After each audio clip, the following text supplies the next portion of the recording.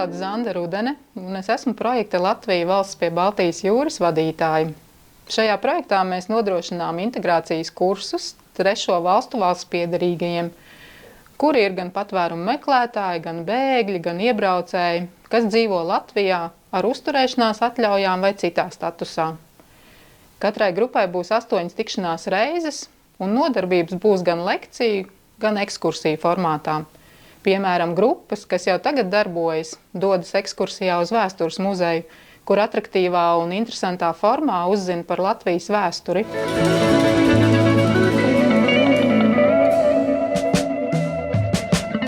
Es sauc Gunta Vīksne un projektā Latvijas valsts pie Baltijas jūras esmu lektore, kura stāsta par, manuprāt, 2 ļoti svarīgām un interesantām tēmām par Latvijas valsti kā tādu un arī Latvijas vēsturi. Un, lai Latvijas vēsturi mēs labāk uzzinātu, mēs ejam ekskursijā uz Latvijas Nacionālo vēstures muzeju. Izejam cauri visiem vēstures etapiem, un mums izveidojas priekšstats, kā mēs esam cīnījušies par savu valsti un par savu zemi.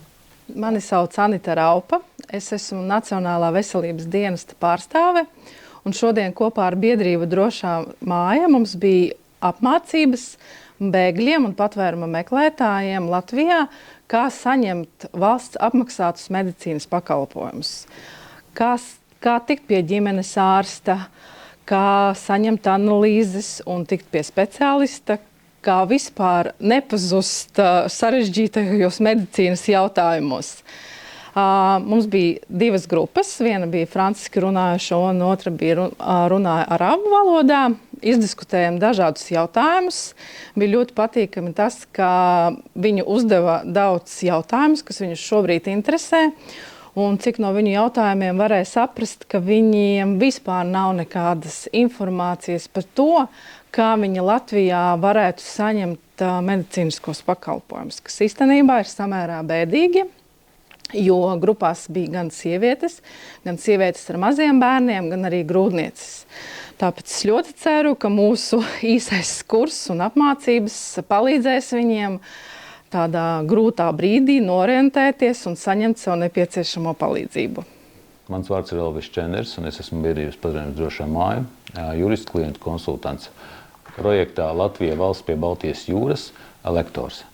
Mans uzdevums lekcijās ir pastāstīt patvērumu meklētājiem par migrācijas jautājumiem, par to, kāds ir statusa saņemšanas process, kādi dokumenti tiks izsniegti patvērumu meklētājiem, tad, kad tiks piešķirts bēgļu vai alternatīvais status.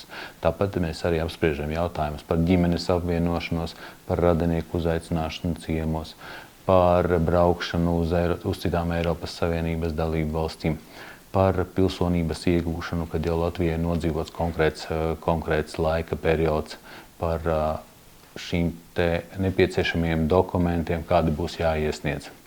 Un, protams, viens no būtiskākajiem jautājumiem, par ko mēs arī runājam, ir mājokļu jautājums. Kā mēs zinām, patvērumu meklētāji pēc statusa iegūšanas vēl nestrādā, varbūt meklē darbu, varbūt kāds mācās latviešu valodu.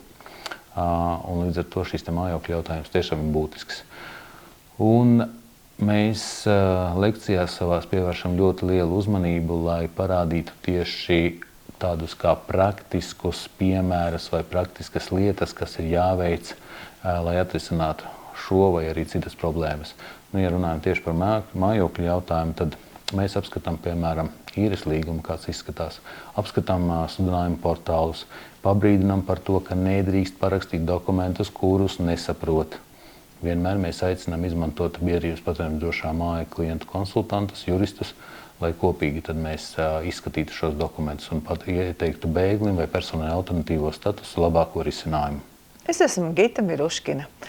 Projektā Latvija valsts pie Baltijas jūras es esmu lektore un patvērumu meklētājiem un arī personām, kuras jau ir ieguvuši statusu, stāstu vai pārunājam. Tā vairāk ir tā kā saruna, nevis lekcija, par darbu, tātad nodarbinātību, darba iespējām Latvijā, par izglītības iespējām Latvijā, par veselības aprūpi, par sociālās drošības tīklu, par iespējām saņemt gan valsts, gan pašvaldību palīdzību, krīzē vai dažādos sociālos jautājumos. Arī pieskaramies tādai tēmai ļoti jūtīgai kā diskriminācija vai diskriminācijas aizlieguma pārkāpumi.